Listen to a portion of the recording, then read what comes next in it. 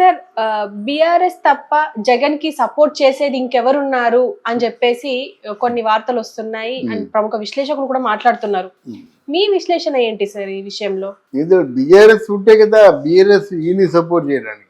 ఇప్పుడు ఇక్కడ ఈయన పరిస్థితి ఎంతో అక్కడ బీఆర్ఎస్ పరిస్థితి అంతే. ఇక్కడికి యాక్చువల్గా ఈయన సీట్లు గెలుచుకోలేక అయోమయ పరిస్థితుల్లో దయనీయమైన పరిస్థితుల్లో జగన్మోహన్ రెడ్డి ఉంటే వాళ్ళు గెలుచుకొని కూడా వాళ్ళ మనుషులందరూ కాంగ్రెస్ పార్టీలోకి వెళ్ళిపోయి వారు ఒంటరిగా మిగిలిపోయే ప్రమాదం ఉంది. పార్టీ ఉనికికే పార్టీ అస్తిత్వానికే ప్రమాదం ఏర్పడే పరిస్థితి ఉంది.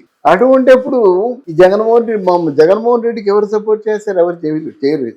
అంటే ఏమాత్రం భుజాల మీద తలకాయ ఉన్నవాడు ఎవడు జగన్మోహన్ రెడ్డి సపోర్ట్ చేయడు. అన్ని సమస్యల్ని డబ్బుతోనే పరిష్కరించుకుందాం అనుకునేటువంటి జగన్మోహన్ రెడ్డి తాలూకు తెలివి తక్కువతనానికి మనం జాలిపడాలి. ఇక్కడ జనాల మనసుల్లో గెలుచుకోవాలి.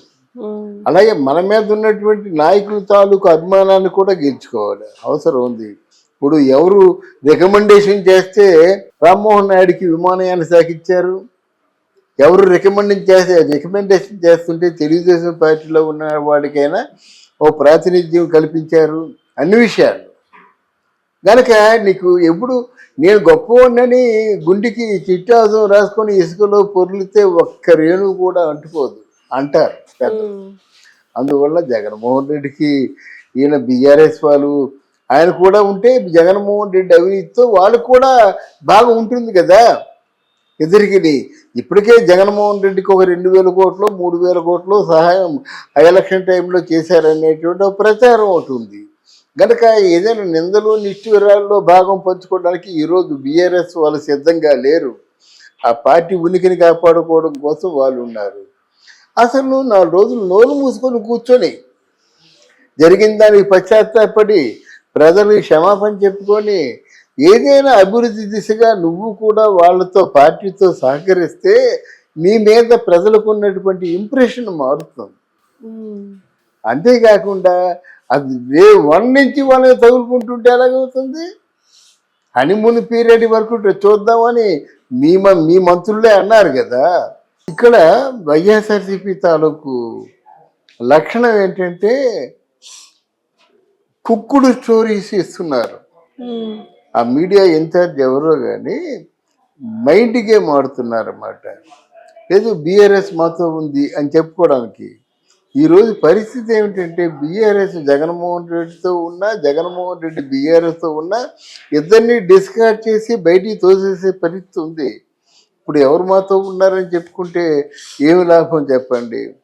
అందువల్ల తెలంగాణ ఇప్పుడు డిఎంకే పార్టీ మాతో ఉందని చెప్పుకోమని చెప్పండి, అది కౌంటబుల్. అది కానీ ఇక్కడ మీ ఇద్దరు డిస్కార్డ్ అయిపోయారు. మీ ఇద్దరిని ప్రజలు నమ్మటం లేదు.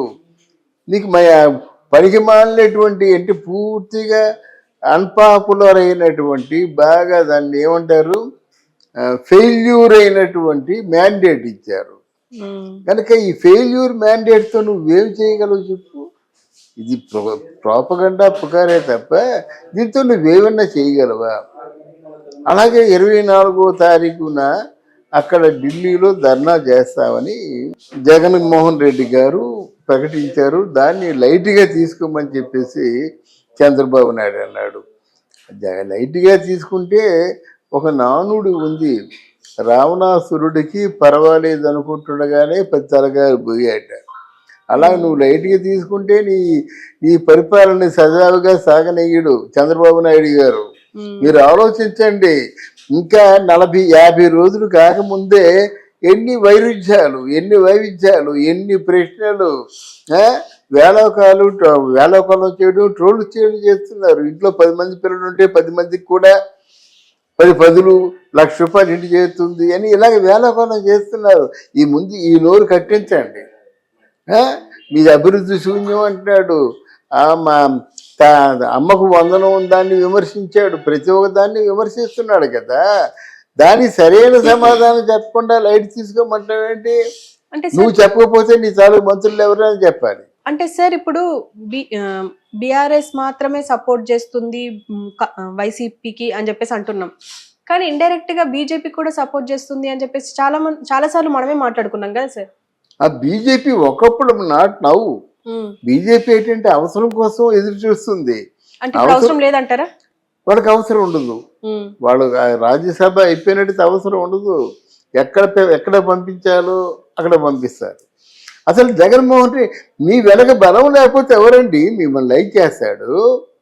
ఆ రోజు సుభాష్ చంద్రబోస్ వెనక వన్ మ్యాన్ ఆర్మీ అంటారు చూసారా, బలం ఉంది కాబట్టి బ్రిటిష్ వాడు వీళ్ళందరినీ లెక్క చేయలేదు, సుభాష్ చంద్రబోస్నే లెక్క చేశాడు.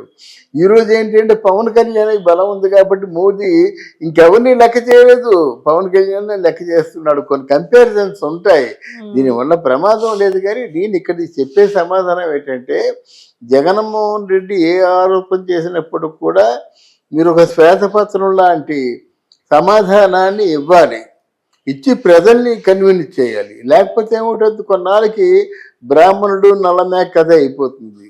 అది తెలిసిందే కదా, యజ్ఞం కోసం నల్లమేకను తీసుకెళ్తాడు. ఇది మన అధినాయకుడు సృష్టించినట్టుగా నలుగురిని సృష్టించాడు. ఏమయ్యా యజ్ఞానికి కుక్కను తీసుకెళ్తాను అన్నాడు. పొడదని ఎప్పుడో కొన్నాను నేను మేకని అన్నాడు. రెండో వాడు కుక్కే అన్నాడు. అదేంటయ్యా నీకు బతిపోయింది, నేను మేకను కొని తీసుకెళ్తున్నా అన్నాడు. మూడోడు కూడా కుక్కే అన్నాడు. ఏమో నా తలకు మతి భ్రమించిందేమో, నాకేం మొదటి నుంచి కూడా ఏదో స్థిరత్వం లేకుండా పోయింది అన్నాడు. నాలుగో వాడు కుక్క అనేసరికి వదిలి పారిపోయాడు. ఆ మేకను వాళ్ళు తీసుకొని పారిపోయారు. ఇలాంటి పరిస్థితులు వస్తాయి. అదేదో కళ్ళు మూసుకొని వీళ్ళు ఊరుకోవడం కాదు, ఇవన్నీ నిజాలు అవుతాయి అన్నమాట. 10 సార్లు 10 అబద్ధాలు చెప్పినట్టయితే 10 అబద్ధాలు కలిసి ఒక నిజం అవుతుంది. అది చంద్రబాబు నాయుడు ఆలోచించుకొని ఆయన